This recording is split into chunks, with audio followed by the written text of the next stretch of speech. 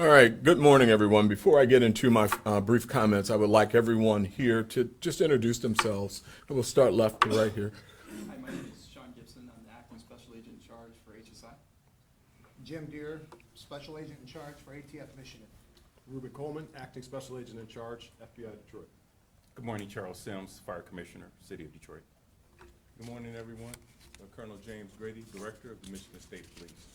Good morning, everyone. Raphael Washington, Wayne County Sheriff, representing the Wayne County Sheriff's Office.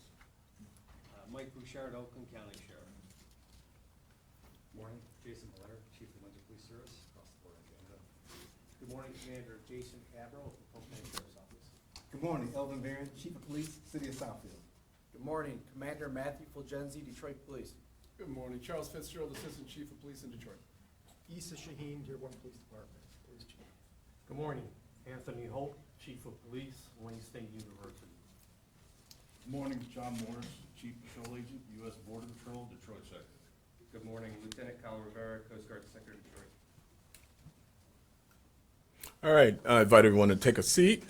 Again, good morning, and thank you all for being here today. We're here to talk about the team effort that is going to make this draft event a safe one. I want to thank, first and foremost, the men and women of the Detroit Police Department. I will tell you, every single one of them will be working these 3 days. We call it a restricted day. We're all very excited for this event, and certainly we still have neighborhood policing to do, and that's one of the reasons that everyone is working, so we can continue to be committed to servicing runs in our neighborhoods. We're confident in our plan, which is built on our experiences managing large crowds such as Beyonce and the Taylor Swift concerts, the fireworks, the Lions, all the things that we did and do routinely, the Thanksgiving Day parade. So we learn from that. We pull information from the management of large crowds in and around our city, and certainly we look at best practices and our partners for assistance. I've thanked our partners already. I want to thank them publicly again for their commitment to this endeavor. As you see here, there's a tremendous number of agencies represented, and this doesn't represent all of them. This is certainly a tremendous undertaking. I want to now turn to our partners to talk about this collaboration, starting with Commissioner Sims, and then I will come up and ask or answer any questions that you may have. Commissioner Sims from the Detroit Fire Department. Good morning, everyone. Thank you, Chief White. And just want to echo what Chief White said. We are very excited to be a partner in the NFL draft experience. We are well prepared. Just to let the citizens of Detroit know, we will still have the same allotment for the citizens of Detroit that we always have, the 47 fire companies and the 42 to 44 ambulances. We will have additional resources on the footprint or in the footprint of the NFL draft. We're going to have 4 stationary medical tents. We're going to add an additional 6 ambulances. We will have our fire inspectors out and patrolling during the time of the NFL draft experience, just to make sure that all restaurants and bars are complying with the capacity restrictions. So other than that, just want to say thanks again, Chief White and the other partners. We're looking forward to the NFL draft experience. Thank you. Thank you, sir. Again, this is a tremendous undertaking. Our local, state, and federal partners are involved in this. The planning stages, which we started over a year ago, we looked at other agencies that have hosted this event. We learned from them. We learned how early they had to start in preparation. We started very early, well over a year ago, identifying some areas of opportunity, learning from them, downloading all the good, the bad, the not so great, and really building our plan off of what they have done.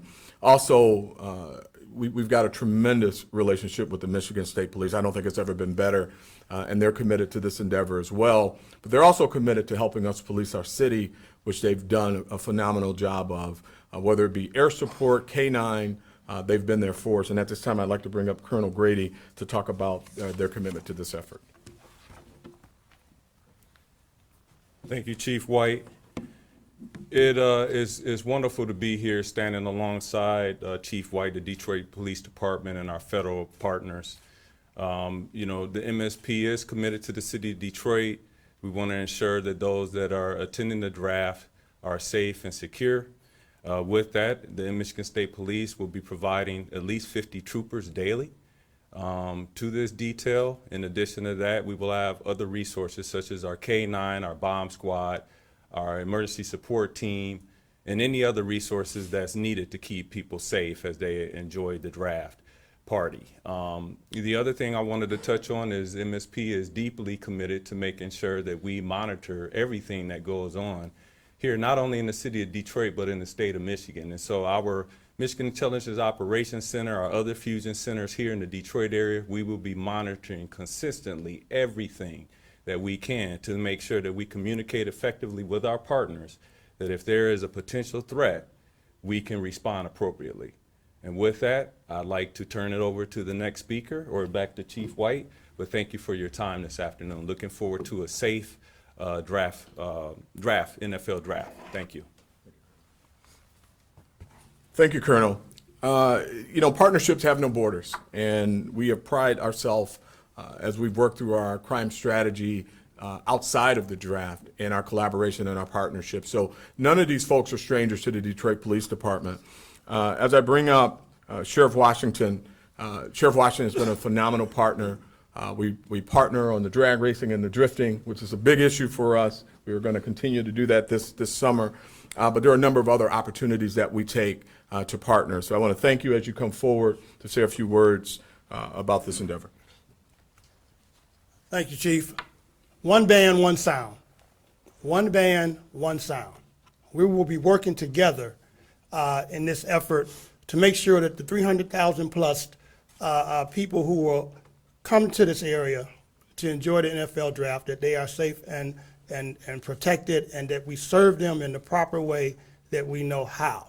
As the Colonel has already said, and the Chief, the resources that the Wayne County Sheriff's Office will be providing is a lot, it's plentiful.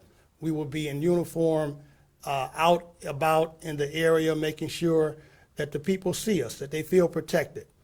And where they don't see us, they should know that we're still there, if you know what I'm saying. So we will be out there in numbers. We have about 70 or so deputies that will be around the footprint of the NFL draft, and we're confident that those that are coming to have a good time, they will, and they will be feel protected. So the contingency that we have and the agencies that are here to assist, we're going to be working as one, and I'm sure that we're going to get the job done. So come out and feel protected and have a good time, because we will be here to serve. Thank you so much. Thank you, Sheriff Washington. After each event that we've strategized with, whether it be our tabletop exercises, I've received a number of texts. One of those texts is from Sheriff Bouchard, Vulcan County, who has said to me, whatever you need, we're there. We're committed to bringing resources. Lean on us. We're here to support this event. So as Sheriff Michael Bouchard comes forward, I just want to say thank you for your support. Yes, sir. Well, it's a pleasure to be with you and a pleasure to be involved with the Chief and all these great partners. You know, one thing we know is that we can't do anything alone in this business. We're all under-resourced. All of us are trying to hire and fill gaps that we have, and so we need to lean on each other to cover those gaps and to help each other with large-scale events. I mean, for example, we can't do what we do at Dream Cruise when you got 1 million people coming to town without all of our partners. And so coming together is important for the safety of the community. And if it's my problem, it's their problem. And if it's their problem, it's my problem. That's how we work. You know, a lot of the things you see on TV, the movies, you know, oh, those darn feds, or oh, those darn state, or oh, that doesn't happen here. If we have anything going on, criminals and other folks don't respect borders, so we have to work across those borders, and we do so seamlessly. So we're happy to be here and happy to support.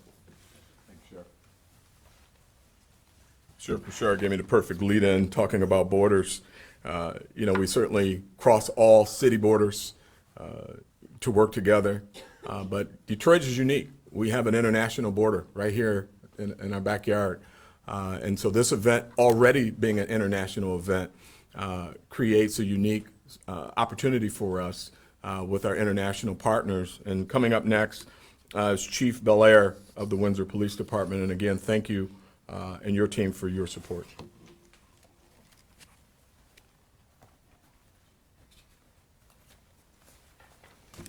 Hello, everyone. My name is Jason Blair. I'm the Chief of Police at the Windsor Police Service across the border. I'm pleased to be here, honored to be here, in fact, alongside our esteemed colleagues of law enforcement and public support agencies across the region. I especially want to thank Chief White for the invitation today. Truly grateful for his partnership that precedes this particular event, I assure you. As he mentioned, the relationship between Windsor and Detroit is unique. It's historic and it's tremendously valued. And many of us live and work and play in the region and cross the borders quite freely. And because of that, we have a long-standing relationship and partnership, and we collaborate regularly for different events. And there's no Canadian community that I'm aware of that has a stronger connection to the United States than the city of Windsor. And we're very proud of that. We're aware that Detroit regularly stages world-class events. And we are confident that Chief White, his leadership team, and the federal, state, and local agencies that are here are going to ensure that's a safe event, staged safely for everybody. For our part in Windsor, people should know that they're free to travel to our city to enjoy the great amenities that Windsor has during this event as part of this regional collaboration. And we are certainly happy to be invited and happy to be integrated into the security strategies for the event. And we're looking forward to watching the event, and personally I'm looking forward to some good draft picks, so thank you. Thank you. This time we're going to shift to our federal partnerships. Acting Special Agent in Charge Reuben Coleman will be coming up to say a few words. And again, as we fight crime throughout our city, and we've enjoyed some of the success that we've had most recently, and I will always say we are not done fighting crime in the city of Detroit. Our numbers are promising, but we're not going to lose our balance, patting ourselves on the back. We still have a lot of work to do, a lot of crime to fight, but we could not be where we are without these state, local, and federal partnerships as it relates to day-to-day crime fighting. FBI has been an amazing partner, whether it be with their crime lab, information that they've brought to us to help us solve crime in our city. And at this time, as he comes up, I just want to say publicly thank you for your support. Good morning. My name is Acting Special Agent in Charge Reuben Coleman, and I'm here representing the FBI Detroit Field Office on behalf of our Special Agent in Charge, Xavier Gibson. The FBI stands with Chief White and the Detroit Police Department as we help secure the safety and security of the NFL Draft and all attendees. The FBI is integrated with DPD's command structure, as well as identifying and mitigating any known threat streams. We are also providing assistance through our specialty teams, such as our SWAT teams, bomb techs, hazmat teams, weapons of mass destruction, and more. DPD has done a tremendous job in coordinating the necessary resources to keep everyone safe. The NFL Draft will be a fantastic event for the city, and the FBI stands committed towards working with our state, local, and federal law enforcement partners. Thank you. We're getting there, but I want to make sure we give everybody an opportunity to express their part of this plan. No better partner have I had since being chief is ATF Special Agent in Charge James Deere.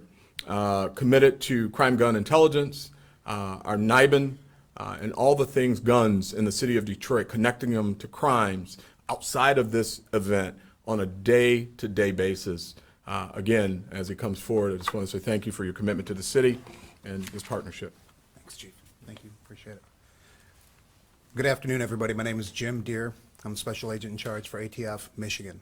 I would like to echo a couple comments made here today by Sheriff Bouchard. This effort is synonymous with one team, one fight. That is what our processes have been. There has been, no one gets judged on a bad idea. They get judged on their good ideas, right? And this team has been phenomenal in the amount of preparation that has been given to the city of Detroit to make sure our citizens are safe. And with regards to our citizens, what better venue for the NFL than to highlight Detroit?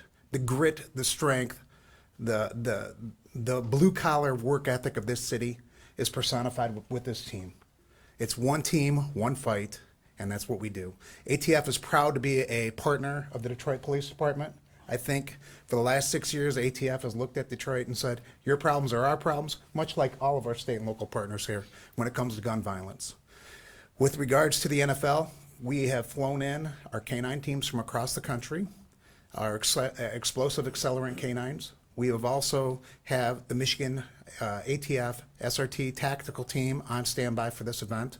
And we've got agents and our Crime Gun Intelligence Center that has been monitoring social media for any type of threats.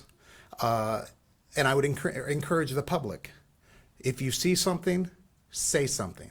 If somebody's planning just to come down to the draft and promote chaos or promote drama, if you see it or you hear about it, say something.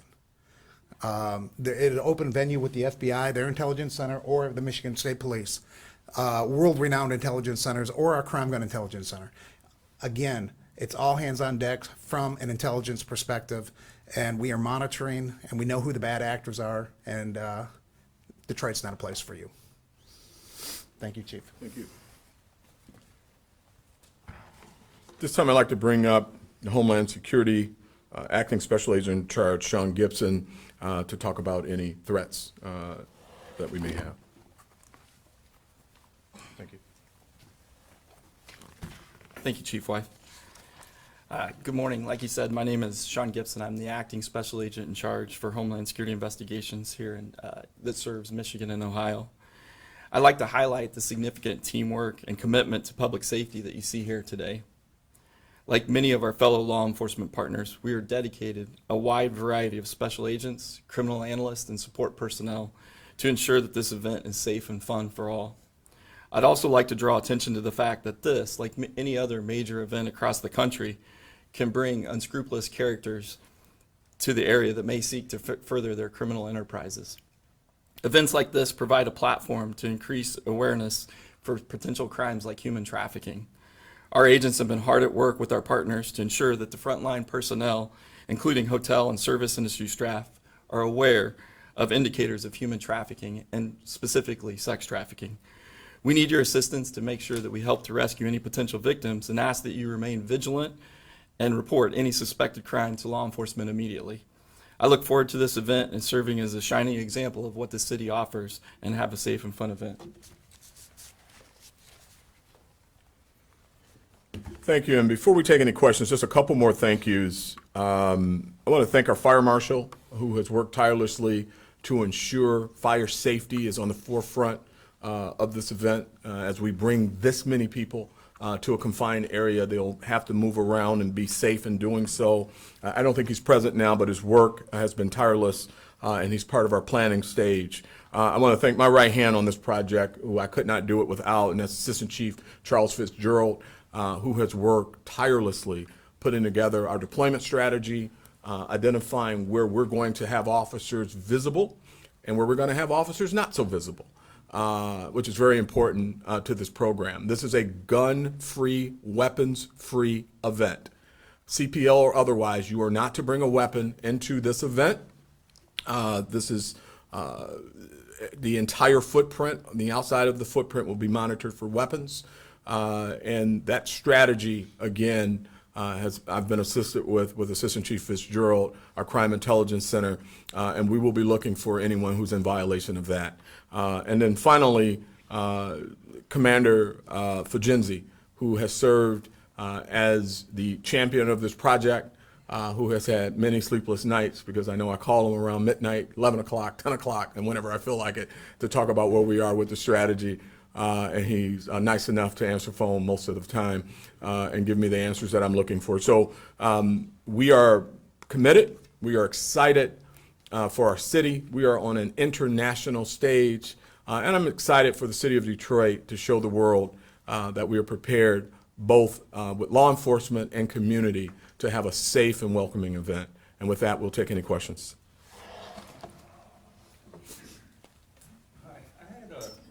I'm sorry, George Hunter, Detroit News. I had two questions. The first one is, in terms of sheer numbers, this event's going to be significantly fewer people, 300,000, than the million or so we get for the fireworks. So I wonder if you could articulate why the fact that this is an internationally, everyone's going to be watching, and that raises the terror level or the concerns about that? I mean, or why, just open-ended question, why so much more resources for fewer people? Well, first and foremost, safety. But the unique thing about this event, I mean, we've hosted large events, and they have a start and stop point that's usually a few hours. When we look at the fireworks, and the fireworks that comes in around 500,000 to 700,000 the last few years with personnel, and they're all there for a 1 hour event, or well, 30, I think it's 35-minute event where most of everyone's looking up at the sky, and at the end of that 35-minute display, people leave. This is a 3-day event, and this is an event, you know, we know that the Thursday night part of it is the big event, but it's also parts of it that bring in more people for the NFL experience. And there will be people that come in that just want to walk around and be part of it and not necessarily even see the draft. You also have to look at where we're located. You know, when we looked at Las Vegas and we looked at Kansas City, and the other venue escapes me at this point. But the unique thing about Detroit is we've got Chicago next door. We've got, you know, we're not, 8 hours from Washington. You got Green Bay. These are big football towns, and we anticipate seeing those numbers flood the city of Detroit for all 3 days and participate in the event. So it's a unique event because of the volume, but it's more unique because it's a 3-day event. I hope that answers your question. It did a little bit, but I'm just wondering, is just the actual prominence of the event, is that up the concerns about the security, that if someone does want to make a splash, they will want to do so while everybody's looking, that kind of thing? Is that? I mean, that's certainly something that we talk about. I mean, Homeland Security just talked about that. I mean, certainly those who are looking to move their nefarious acts forward and make a name for themselves. We're acutely aware of that, and we'll be monitoring for that type of behavior and those types of threats. But also, again, the sheer volume and the number of days. I mean, you're talking 3 days where people will be coming in. And understand this, there are people who are specifically coming in at a particular time to see their draft pick, right? So you'll have a flood of people on day 1, but then you'll have some day 2 folks that'll be coming in. So it'll be a very fluid process.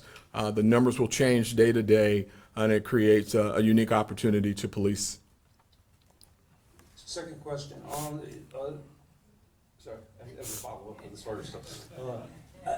Was there any other time when the Illich folks and Rock folks allowed you access to, I know they did during the Democrat debates, that's not usual, is it, for them to allow you access to their cameras? You know, this is about safety, and we have a number of situations, whether it be through search warrant or in the furtherance of an investigation where we have accessed those cameras. But in real time as well? In real time. I don't know specifically how many times we have accessed their cameras, but I know this isn't the first event. Thank you. All right, thank you.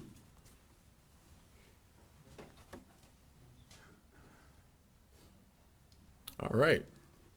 Thank you, everyone.